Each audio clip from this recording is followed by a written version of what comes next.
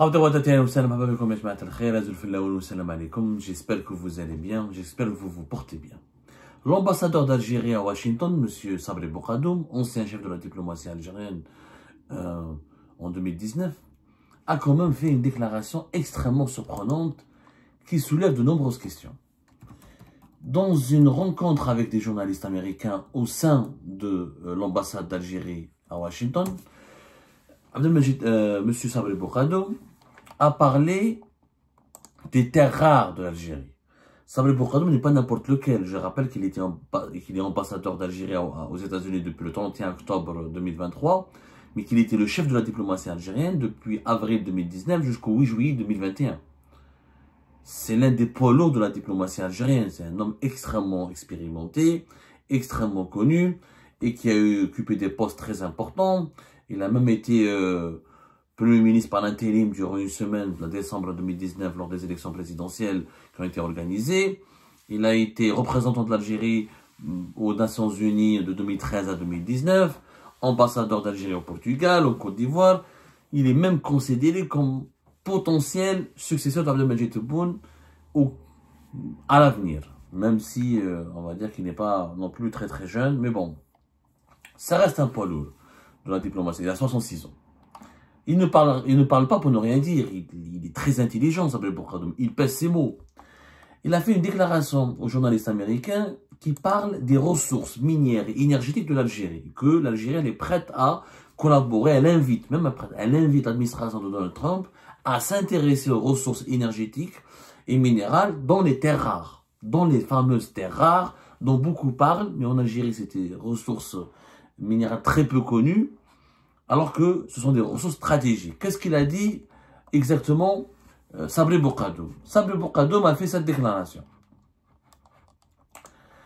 rapportée par les titres de la presse, un média américain qui s'appelle Defense Scoop, dont nous avons parlé hier, parce que nous avons déjà consacré une émission à la prise de parole de Sabri Bourgadoum à la presse américaine concernant les relations algéro-américaines, le développement, l'approfondissement inédit. Hier, on avait abordé le point de vue de comment l'Algérie, pour la première fois de l'histoire, elle montre beaucoup de prédisposition à acheter des armes à l'industrie militaire américaine, qu'elle demande aux États-Unis d'Amérique de lui vendre des armes et de collaborer avec elle pour l'aider militairement en Algérie à se développer, à se sécuriser.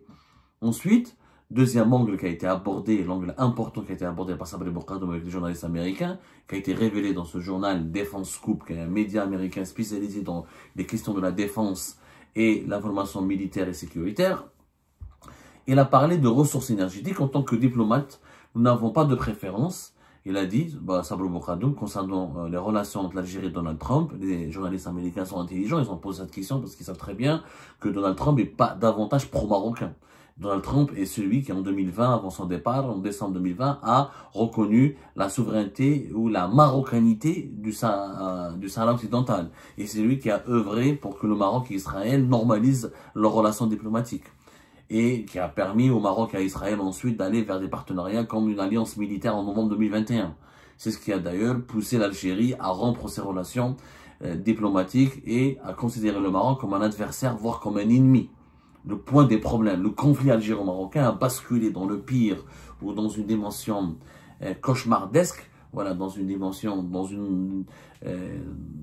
les relations algéro-marocaines sont caractérisées par des hostilités extrêmement violentes depuis que Donald Trump a permis au Maroc de jouir de la marocanité du Sahara occidental. Du point de vue de c'est pas l'ONU, les États-Unis, mais c'est quand même les États-Unis, pilier du Conseil de sécurité de l'ONU. C'est à partir de cela que c'est à partir de ce moment-là que le conflit algéro-marocain a basculé dans une animosité inédite, extraordinaire.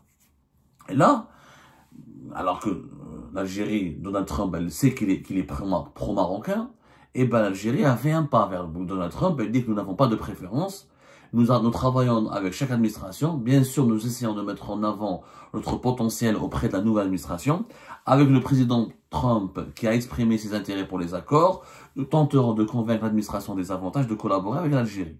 Et pas des accords qui ont été conclus par le passé avec l'Algérie, notamment dans le cadre d'un dialogue militaire.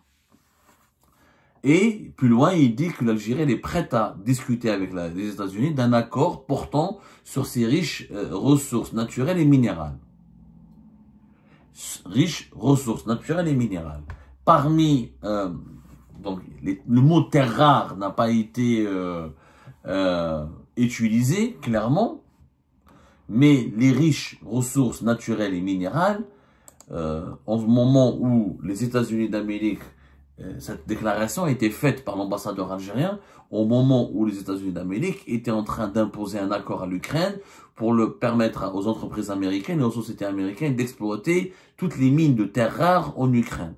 Et cette déclaration de Sabri Bourgadoum a été faite dans un contexte mondial où Donald Trump, l'administration de Donald Trump, essaye de combattre la Chine et d'empêcher la Chine d'avoir une domination mondiale et d'asseoir sa domination mondiale sur l'exploitation et la production des terres rares. Donc c'est pour ça que quand Sabri Bourgadoum parle de ressources naturelles et minérales, beaucoup d'observateurs, beaucoup de commentateurs ont directement pensé aux terres rares. Même si le mot terre rare n'a pas été prononcé. Elle a juste dit que nous avons à Algérie d'abondantes ressources naturelles et minérales essentielles qui sont très demandées à l'échelle mondiale. Voilà ce qu'a dit Sabri Bourgadoum, l'ambassadeur algérien. Le pays, il est prêt et les murs pour héberger des centres de données à moindre coût que les options actuelles. Sabri Bourgadoum a totalement raison. Je trouve, franchement, il a fait des déclarations intelligentes. L'Algérie, effectivement, grâce à l'énergie à bas coût, dont nous disposons à moindre coût, l'Algérie, nous avons du pétrole et du gaz, nous pouvons produire de l'électricité à bas coût. L'Algérie pourrait, par exemple, abriter des data centers. Le territoire algérien pourrait abriter aussi des usines pour la production de la monnaie électronique. Par exemple, pour le bitcoin, le minage, on appelle ça le minage. L'Algérie a des potentialités énormes. Donc, Bourgadoum a complètement raison de parler de cela. Mais, quand il parle de, quand il dit, sans prononcer le mot terre rare, quand il dit de minerais, des ressources minérales et énergétiques qui sont recherchées et très demandées à l'échelle mondiale, c'est pas le pétrole qui est très demandé en ce moment, c'est pas le gaz. Quelles sont les richesses minérales qui sont très demandées? C'est les terres rares. Sauf que l'Algérie avait au préalable, auparavant en 2022, elle avait un accord avec la France concernant l'exploitation des terres rares. Là, les relations sont très mauvaises avec la France. Donc l'Algérie est en train de se détourner de la France pour essayer d'offrir la possibilité d'exploiter les terres rares de son territoire aux États-Unis d'Amérique. Et ça, c'est un changement majeur. L'Algérie, pour séduire Donald Trump, elle a commencé par le biais de son ambassadeur, l'excellent Sabri Bourgadoum, qui a bien communiqué, il faut dire la vérité. Sabri Bourgadoum, il a bien parlé à Washington avec les journalistes américains, il a eu des arguments très séduisants, il a eu une approche très intelligente, très pragmatique, il a compris que Donald Trump est un homme d'affaires, est un businessman, est un homme qui veut gagner de l'argent, faire gagner de l'argent à son pays, et restaurer, et conserver, et prolonger ou maintenir la puissance économique des États-Unis d'Amérique. Donald Trump ne veut pas que les États-Unis soient uniquement une puissance militaire. Il a compris que la puissance américaine est d'abord son économie. Donc, Sabri Bourgadoum, il tente de séduire par le biais de la presse américaine l'administration de Donald Trump en disant deux choses, en proposant deux options. L'Algérie veut acheter des armes et s'équiper, ne veut plus dépendre de la Russie. Elle est prête à s'équiper en armement américain et elle est prête à ouvrir son marché aux entreprises américaines. Et elle demande donc même l'aide américaine dans ce sens-là. Deuxièmement, l'Algérie est prête à collaborer concernant l'exploitation des ressources minérales très demandées à l'échelle mondiale, qui sont les terres rares. Les terres rares, c'est ce qu'il y a de plus demandé. Et pourtant, en août, le 27 août 2022, la France et l'Algérie avaient signé une déclaration qui s'appelle la déclaration d'Alger pour un partenariat renouvelé, ce fameux document qui devait permettre à l'Algérie et à la France de fonder, de sceller une alliance solide et très durable. Aujourd'hui, ce document est bloqué par cette déclaration. Ses principaux axes sont totalement bloqués à cause du conflit politique et diplomatique qui oppose l'Algérie à la France en raison de la reconnaissance de la France par de la souveraineté du Maroc sur le Sahara occidental. Sauf que les États-Unis d'Amérique de Donald Trump ont reconnu la marocanité aussi du Sahara occidental bien avant la France. Et pourtant, l'Algérie n'hésite pas à se disputer avec la France, mais de proposer, d'essayer de séduire, de proposer des avantages et de proposer des facilités et de proposer tous ces atouts à l'administration américaine. Cette même administration qui a reconnu encore une fois la marocanité du Sahara occidental bien avant l'État français avec Emmanuel Macron. Revenons à nos moutons. C'est une précision très importante, juste pour que vous compreniez l'incohérence et comment le pouvoir algérien, il est tiraillé. Il a des principes, il a compris que la question du Sahara occidental, elle est dépassée, elle est devenue poussiéreuse, personne n'y croit, donc il essaye pour ne pas se désavouer, il se bat avec la France, il se bagarre avec la France à cause du Maroc et du Sahara occidental, mais face aux États-Unis d'Amérique, il adopte une toute autre politique. La déclaration d'Alger concernant les terres rares, le 27 août 2022, elle dit que la France et l'Algérie, les deux pays, entendent favoriser une relance de leurs échanges économiques et encourager le développement des partenariats entre leurs entreprises ainsi que la recherche pour l'innovation. Ces efforts porteront en priorité sur les secteurs d'avenir, le numérique, les énergies renouvelables, les métaux rares, la santé, l'agriculture et le tourisme. Donc la France et l'Algérie, selon cette déclaration d'Alger, les entreprises françaises devaient avoir accès aux métaux rares, à l'exploitation des terres rares dont l'Algérie devrait décider, ou l'Algérie se voudrait les rentabiliser. Maintenant, crise avec la France, plus de collaboration, il n'est plus question de donner les terres rares ou les métaux rares de l'Algérie aux entreprises françaises. Maintenant, on veut les donner, on veut permettre aux Américains de les exploiter. Changement majeur. Alors, les terres rares en Algérie, il y a beaucoup de mythes. On ne sait même pas s'il y a vraiment beaucoup de terres rares en Algérie. On n'a pas de vérité absolue. Et même, j'ai pas de vérité absolue. Il n'y a pas de vérité absolue en soi. Il n'y a pas une étude de référence. Il n'y a pas une étude qui est crédible. Il n'y a jamais une étude de référence mondiale qui démontre combien nous avons de terres rares dans notre pays. Il y a un chiffre qui circule depuis 2018 qui impute à l'Algérie, l'Algérie posséderait 20% des métaux rares de la planète. Cette déclaration a été faite par Ali Haddad, l'ancien patron du FCE, l'homme d'affaires qui est en prison. Elle a été faite lorsque Ali Haddad était aux États-Unis d'Amérique. C'était en octobre 2018. 20% des réserves mondiales de terres rares. L'Algérie renferme, selon Ali Haddad, 20% des terres rares. Pardonnez-moi, c'est pas aux États-Unis d'Amérique. Cette déclaration a été faite dans une tribune publiée par le FCE, le Forum des chefs d'entreprise, l'ancien patronat dirigé par Ali Haddad entre 2014 et 2019, dans les colonnes du quotidien français économique Les Échos.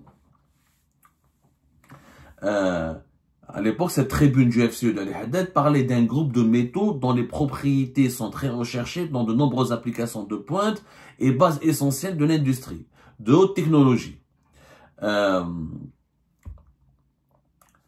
C'est le seul chiffre que nous avons, c'est la seule information. Depuis cette tribune, publiée par le FCE d'Ali Haddad dans les colonnes Les Échos, c'est un grand quotidien économique, il faut savoir. C'est vraiment un média économique francophone très connu sur la scène mondiale.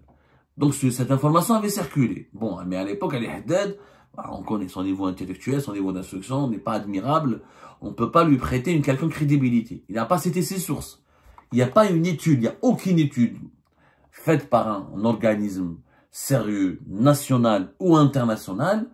Généralement, c'est des organismes internationaux spécialisés dans la recherche et l'exploitation des terres rares qui peuvent donner des estimations très précises. Il n'y a pas. Alors récemment, il y a eu un institut de recherche géopolitique russe qui s'appelle Karpinski, qui a signé un accord avec la Société d'exploration de la prospection pétrolière et minière, Géotech, pour exploiter et étudier le domaine minier en Algérie. Mais le mot terre rare n'a pas été cité. Nous avons en Algérie un groupe minier qui s'appelle Sonarem, nous avons l'Agence nationale des activités minières, nous avons l'Agence du service géologique de l'Algérie. Ils ont tous des accords avec des centres de recherche chinois, russes ou là, pour essayer de comprendre combien de terres rares nous avons dans notre pays. Mais il n'y a aucun chiffre officiel. Nous n'avons aucun chiffre officiel. Donc, celles et ceux qui vous affirment que les terres rares en Algérie, elles sont abondantes et nous avons des réserves très importantes et des réserves qui font rêver, c'est pas vrai. C'est une information qui n'est pas crédible à l'heure actuelle et qui n'est pas étayée, qui n'est pas prouvée. Maintenant, beaucoup d'Algériens et d'Algériens ne connaissent pas les terres rares. Qu'est-ce que c'est que les terres rares? Les terres rares, ce sont les métaux qui sont utilisés pour la fabrication des produits technologiques. tout ce qui est smartphone, voitures électriques, les nouveaux ordinateurs, les secteurs aéronautiques, spatial, la robotique, l'armement militaire. C'est ça les terres rares. On les appelle pas terres rares parce qu'ils sont rares. Les terres rares, au contraire, les métaux rares, d'où les terres rares sont disponibles dans beaucoup de pays à travers le monde et et pratiquement dans tous les continents. On les appelle rares parce que leur traitement et leur exploitation, elle est compliquée et coûteuse. Pour extraire ces métaux, c'est très compliqué, il faut beaucoup de technologie, il faut beaucoup d'investissement. Ensuite, pour leur exploitation, il faut avoir un certain niveau de développement technologique. Tous les pays du monde ne fabriquent pas des voitures électriques, tous les pays du monde ne fabriquent pas des smartphones, tous les pays du monde ne fabriquent pas des batteries électriques. Ils sont aussi utilisés dans les énergies renouvelables, pour les panneaux solaires, pour les éoliennes. Mais ça, il faut avoir un savoir technologique, il faut avoir maîtriser une certaine technologie, il faut avoir un certain développement, il faut arriver à un certain progrès scientifique pour pouvoir exploiter et bien exploiter et utiliser ces terres rares. C'est pour ça qu'on les appelle les terres rares. Très difficiles à exploiter parce que compliqué, leur exploitation est compliquée et très coûteuse. C'est quoi ces terres rares? Nous avons, selon la terminologie, selon les différentes études scientifiques, on parle d'une quarantaine de minerais naturels aux propriétés exceptionnelles. C'est une quarantaine. C'est quoi ces minerais? C'est le cobalt, le tungstène, le néodyme, le silicium, le magnésium. Ensuite, on dit qu'il y a 17 familles de terres rares. Mais ils sont abondants, ils ne sont pas rares. Ils sont abondants. À chaque fois, des fois la Turquie, des fois la Chine, des fois le Japon. À chaque fois, il y a un pays qui dit que nous avons des grands gisements de terres rares.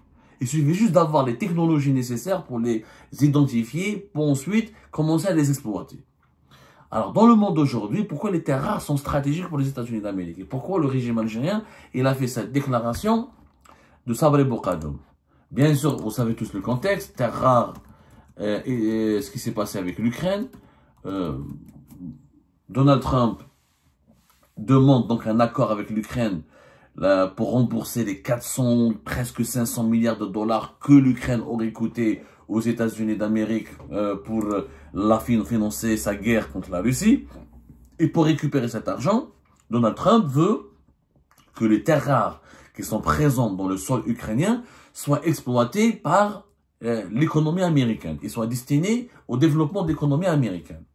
Et l'Ukraine aussi, il y a des études qui démontrent que il y a énormément de terres rares en Ukraine.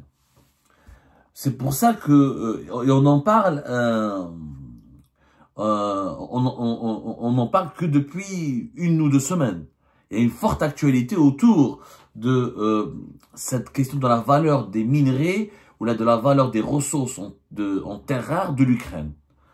Donc, c'est un sujet qui suscite le buzz et qui suscite l'intérêt. Il y a une bataille, il faut savoir que, selon des sénateurs américains, il y aurait 10 000 milliards de dollars de ressources. La valeur des ressources en terres rares du sol ukrainien serait de 10 000 milliards de dollars. C'est incroyable. Bon, mais beaucoup d'experts disent que cette estimation est très exagérée. Surtout que la production mondiale de terres rares s'élève en ce moment à 15 dollars par an. 15 milliards de dollars par an. Donc, dire que l'Ukraine, elle a énormément de terres rares, il y a beaucoup de mythes là-dessus. Donc, il n'y a pas assez d'études scientifiques qui peuvent déterminer la valeur réelle des ressources ou des réserves de terres rares de l'Ukraine. Bon, l'Union européenne, il y a des études de l'Union européenne qui disent que l'Ukraine, dans le sol ukrainien, il y aurait 22 des 34 substances que l'économie mondiale, que l'Union européenne considère comme matière première critique. C'est à peu près 5% des réserves mondiales. Donc l'Ukraine, elle a 5% des réserves mondiales. Et regardez comment Donald Trump et les États-Unis d'Amérique, ça c'est 5% qui sont démontrés, prouvés par des études européennes. Hein. L'Union européenne lui-même affirme, elle-même, l'Union européenne considère que l'Ukraine possède 5% de ces substances très précieuses pour les industries du futur.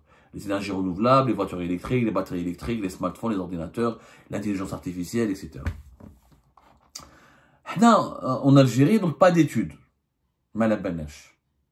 Il faut savoir que aussi, au-delà de ce problème ukrainien pour les États-Unis d'Amérique, donc les États-Unis veulent avoir une emprise sur le sous-sol, sur le sol ukrainien, il y a aussi une bataille importante entre la Chine et les États-Unis d'Amérique.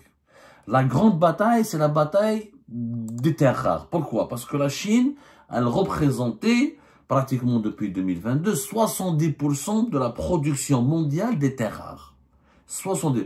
Après, c'est les États-Unis d'Amérique. Ensuite, c'est l'Australie. Ensuite, c'est un pays, la Birmanie et la Thaïlande. C'est ça les gros producteurs de terres rares. La Chine domine trop ce marché. Et ça fait peur aux Américains. Pourquoi? Parce que, d'abord, la Chine a des réserves qui sont estimées à pratiquement 34% des réserves mondiales sont en Chine. Le Vietnam, la Russie et le Brésil ont aussi des réserves.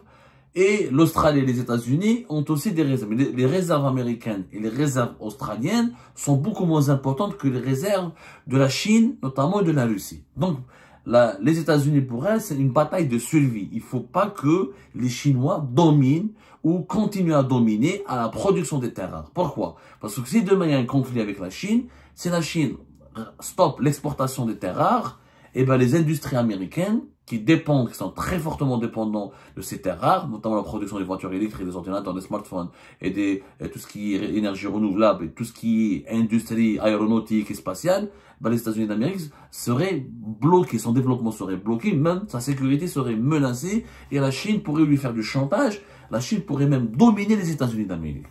C'est pour ça qu'il y a une grande bataille autour des terres rares. Il faut savoir que dans le passé, les Chinois, par exemple les années 2000, ils avaient décrété un embargo sur les exportations de terres rares vers le Japon. À cause d'un problème politique entre le Japon concernant des îles, on appelle ça des îles de Senkaku. Et la Chine, en 2010, elle avait imposé aussi des quotas pour l'exportation des terres rares. Donc, ça a augmenté énormément leur prix sur les marchés mondiaux. Les États-Unis d'Amérique ne veulent pas subir ce scénario, à savoir un embargo chinois au cas d'une guerre, ou là au cas d'un conflit diplomatique, ou là d'un conflit politique, ou d'une guerre économique avec la Chine. Qu'est-ce qu'il faut faire? Donc les États-Unis d'Amérique cherchent d'autres pays où il y a des terres rares pour les exploiter, comme le fait Donald Trump avec l'Ukraine. Sauf que l'Algérie veut se positionner dans ce marché, et c'est vraiment de bancaire. C'est même intelligent de la part du pouvoir algérien, notamment le Sabri Bourgadoum qui a vraiment mené une communication très intelligente là-dessus. Sauf que on ne sait pas qu'est-ce qu'on a comme terres rares. Donc tu ne vas pas dire aux Américains, venez exploiter nos terres rares, signez avec nous un accord, tant qu'on ne connaît pas le potentiel réel de nos réserves. Donc, la première étape aurait été de demander à des entreprises américaines, à des organismes américains spécialisés, et des organismes qui disposent de la technologie et du niveau de développement scientifique assez élevé et pointu, de venir chez nous d'abord pour comprendre combien de terres rares nous avons et quel est le volume de nos ressources. Tant que nous n'avons pas ce volume de ressources, on ne peut pas se positionner. On ne peut pas se positionner, on ne peut pas plaire aux Américains. Ce qui est paradoxal, c'est que l'intervention de Sabri Bourgadoum marque une rupture. Une rupture par rapport à ce qui a été déclaré récemment.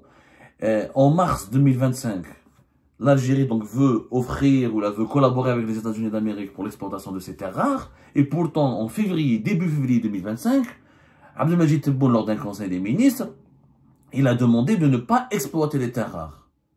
Il a ordonné l'exclusion de l'exportation de certaines terres rares à l'heure actuelle pour les réserver aux générations futures. Ça a été déclaré dans un conseil des ministres. C'était vers le 8-9 février 2025. Abdelmajid Tebboune, le président de la République, il a demandé d'introduire les technologies et les solutions scientifiques pour éliminer la bureaucratie dans le processus de recherche et d'exploitation du potentiel minier dans le domaine minier national. Il a demandé une vision globale, la mise en place d'une vision globale sur les moyens les plus efficaces pour investir davantage dans l'exploitation minière, avec de nouvelles études plus approfondies qui prennent en compte l'avenir des générations. Ensuite, il a dit il a demandé à son gouvernement d'exclure l'exportation de certaines terres rares à l'heure actuelle pour les réserver aux générations futures. Ça, c'était le 8-9 février 2025. Et Bourgadoum, il a fait cette déclaration à la presse américaine début mars 2025. Donc, on n'a pas compris c'est un changement encore une fois, une autre incohérence. le président qui dit quelque chose et qui change d'avis. Bon, apparemment, il y a eu un changement d'avis. C'est ce qu'on peut comprendre en tout cas. Et début mars, parce que notre ami Sabri Boukadoum, il a fait cette déclaration, je crois que c'était le 5 mars. C'était le 7 mars dernier. Voilà, le 7 mars, dans les locaux de l'ambassade d'Algérie à Washington, quand il a rencontré des journalistes américains. Donc, 9 février, on abandonne les terres rares et on les laisse pour les générations futures. Le 7 mars, ah non, on demande aux Américains de signer des accords avec nous. On est prêt à collaborer avec les Américains pour exploiter nos terres rares. En réalité, l'Algérie a besoin d'argent. Le pouvoir algérien sait très bien qu'il n'a plus de réserves de pétrole ni de gaz nécessaires qui peuvent séduire les investisseurs américains.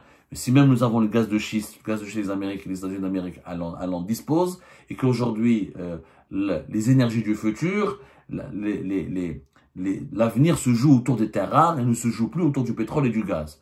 Et que pour subir Donald Trump et son administration, eh ben, le pouvoir algérien était obligé de revenir sur sa décision du 9 février 2025 et de ne plus exclure, d'arrêter de poncer, de ne pas exclure l'exportation des terres rares et d'essayer de les commencer dès maintenant s'il y a des investissements américains conséquents et significatifs qui pourront apporter au pouvoir algérien des nouvelles ressources financières et un appui politique de la première puissance au monde qui leur garantira une certaine immunité, une certaine protection sur la scène mondiale.